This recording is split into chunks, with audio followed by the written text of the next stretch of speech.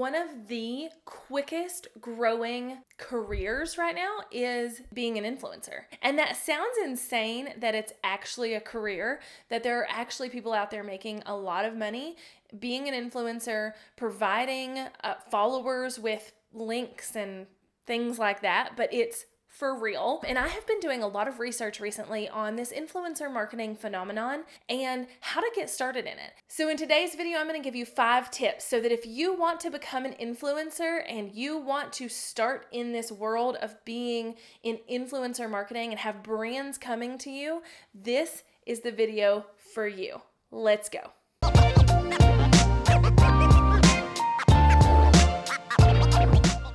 What's up, party people?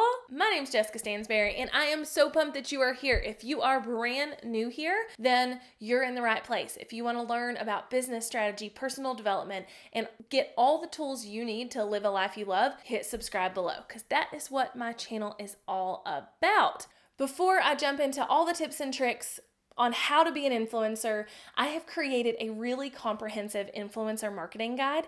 This is going to help you figure out what you should be doing, why you should be doing it, how to grow on certain platforms, what platform is right for you, and how to start reaching out to brands, what to charge them, how to produce the content for them, all the things. So if you are looking to get started as an influencer who can be paid to tell people about things, then definitely download this guide. You can download it completely for free at jessicastansberry.com/influencer. I'll put the link below in the description as well, but that's jessicastansberry.com/influencer will get you this really, really in-depth influencer marketing guide and get you started off on the right foot.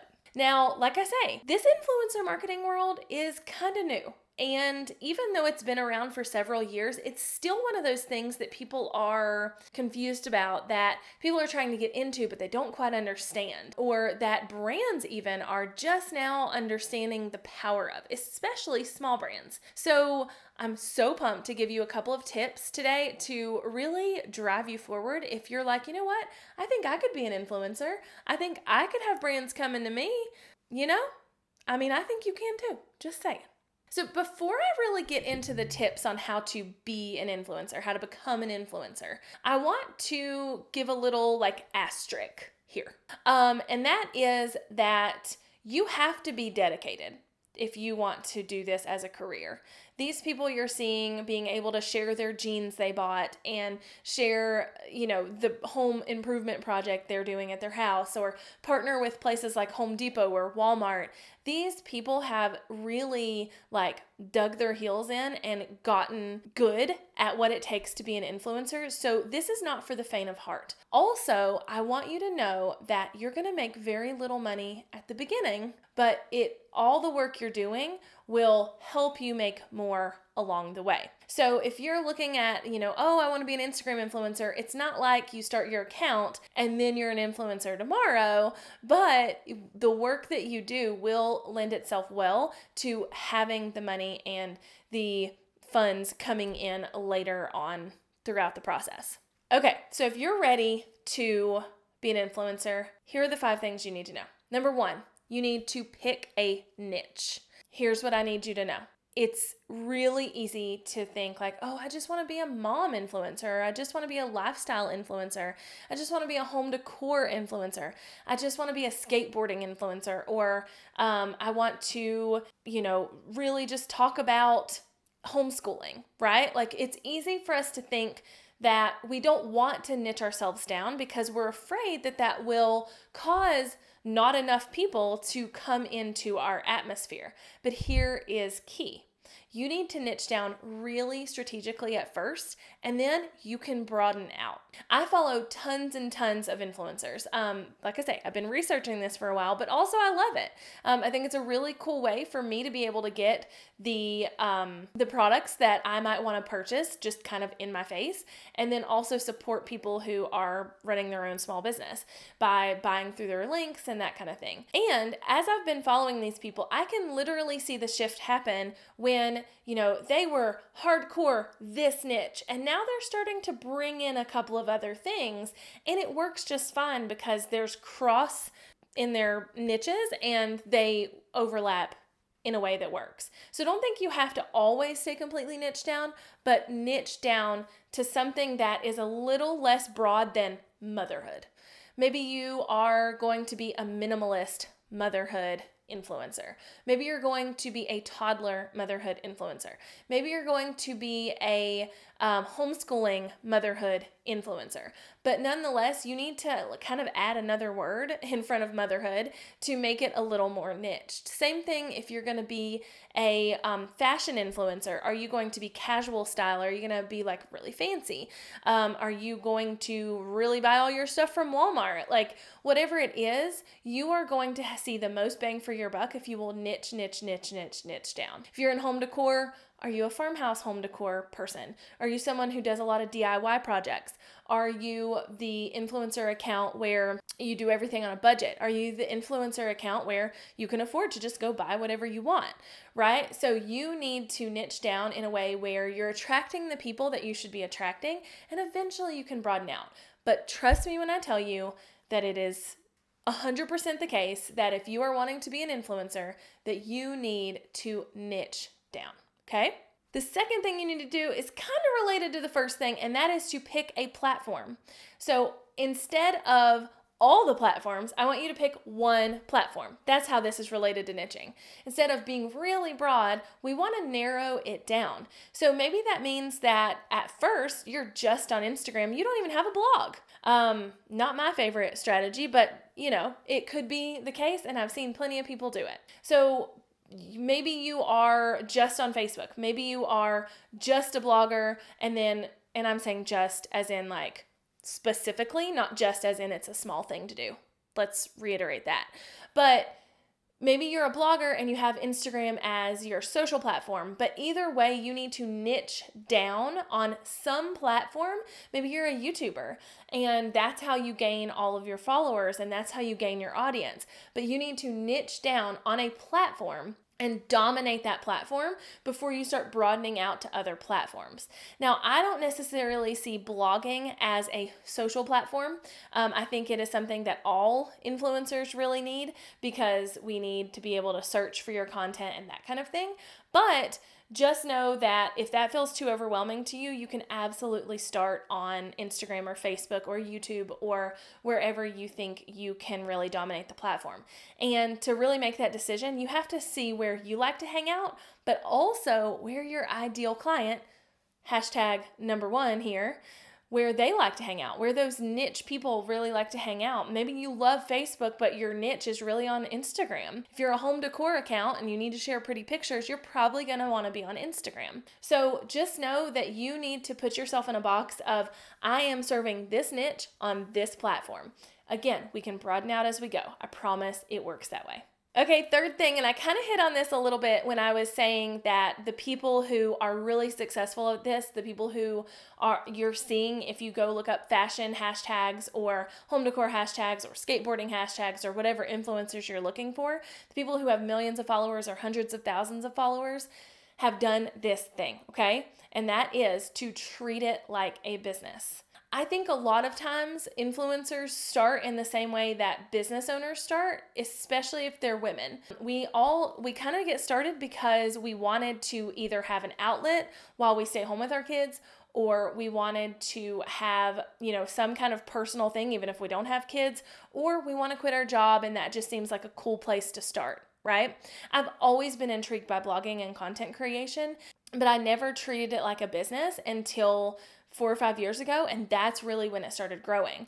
The people I see getting these massive deals and making bukus of money are the people who are treating their accounts, their influence, their thing like a business, not the people who are just kind of, posting here and there, doing a little here and there, doing everything kind of half-cocked, if you will. But these are the people who are really going full force. This is my business. I am here. This is my career. This is what I'm doing. And this is how I'm going to do it and dominate it. And that way you can approach it with a plan and a strategy too. And it doesn't feel like just this passive thing that might or might not work. Because if you're treating it like a passive thing that might or might not work, it's not going to work. #truthbomb.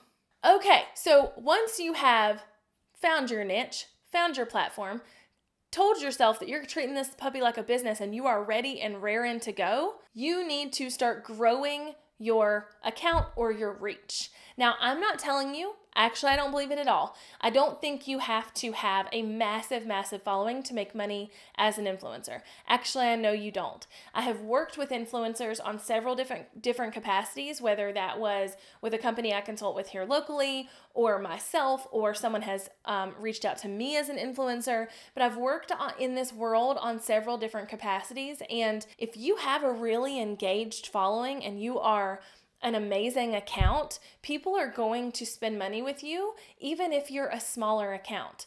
It's not all about the numbers. Yes, a lot of it's about the numbers. I can't help that and I can't fix that. But if you will start growing your reach, and this is where having a niche and having one platform really comes in handy, because you're going to go, like, you're doubling down on that niche and that platform, and you're going to grow way quicker than someone who's trying to spread their love everywhere else. But essentially, you need to grow that reach. You need to be doing the things to grow the reach on the platform in the niche that you have picked. So if you're on Instagram, that might be posting and getting on a good posting schedule and using the right hashtags and doing collaborations and giveaways and whatever else. It could be, if you're on YouTube, doing collaborations, tagging your videos correctly, paying attention to trends and doing videos that will take off in the algorithm. If you're on Facebook, maybe that is trying to create memes that are shareable, or doing the things that need to be done to really grow on these accounts, okay? So fourth thing you really need to do, first, you need to pick your niche. Second, you need to pick your platform. Third, you need to go all in and treat this like a business. Fourth, you need to try and start growing your reach. And then once you see kind of the magic behind growing your reach, and you understand what is duplicatable and replicatable, it's easy to continue to grow. And yes, features by bigger bloggers help, and features by big companies help, and being featured on a hashtag account helps. But just know that if you will do the work, you will grow, okay? So grow that audience. And then the fifth thing you need to do to actually be an influencer, and that's to make money. So once you have kind of gotten everything established and you feel like you're at a good point, whatever that looks like. Again, I don't think there's a magic number here. I have seen people work with brands on a very, small caliber who have less than 1,000 followers on Instagram. I have seen people work with sponsorships and brands on YouTube with less than 1,000 subscribers. I've seen people wait until they have 10,000. I've seen people have 5,000 and still get deals. Someone I know on Instagram recently shared that she got her first $12,000 deal with only 3,000 people on Instagram. So don't think that there's this magic number, because there's not. What really is the magic is you knowing that you have harbored the people that this brand is trying to get in front of, and that they will listen to you. Because your job as an influencer is to influence people. If you're an influencer, then people are kind of looking to you to tell them what to do, tell them what to buy, tell them how to do the thing, tell them what products to use. I have never positioned myself as an influencer, and I still every single day on YouTube and on Instagram get messages that are like, hey, what hair products do you use? Or what blush do you use? Or what camera do you use? Or where did you get those blue light blocking glasses? I am constantly being asked for things that I use because I am in some way influencing the people on the other side of the camera, right? So know that your job is to influence people, and if you can harbor a good amount of people that believe in you and are influenced by you, then you are an influencer, okay? And that could be 100 people. That could be 2 people. It really could. If those 2 people will be diehard loyal fans of yours, you can be an influencer with a very small following and then continue to grow it to scale, okay? So the fifth thing, what I'm talking about here, is really starting to reach out to brands, knowing, you have that good audience, you have what it takes to reach out to a brand. And now that may mean when you're getting started, you're not reaching out to Home Depot, you're reaching out to your local hardware store who also has an online shop that you can go buy all your products there, share it on Instagram, and have people buy from them online, right?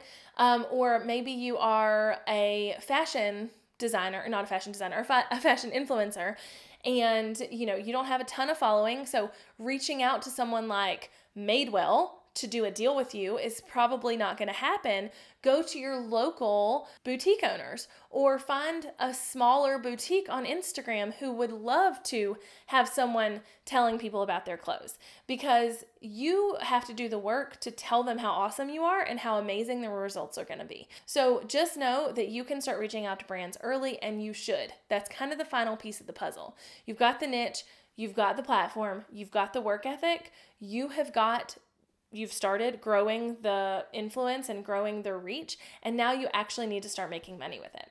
So if you're looking to be an influencer, I hope this was really, really helpful. And I actually have created a guide for you, all about kind of getting started in this influencer world. It's all about influencer marketing, what you really need to do, the basic strategies on how to grow on the different platforms, and then how to kind of start reaching out to brands, what that rate looks like, how much you're supposed to be charging, all of that. I've done a comprehensive guide for you that you can have completely for free. All you have to do is go to jessicastansberry.com/influencer, and you can download that for free now. Until next time, go grab that guide. Go ahead and hit subscribe so you don't miss any other videos from me. And let me know if you have any questions in the comments below. That way I can film more videos for you if this is an industry you're really looking to dive deeper into. Bye, y'all.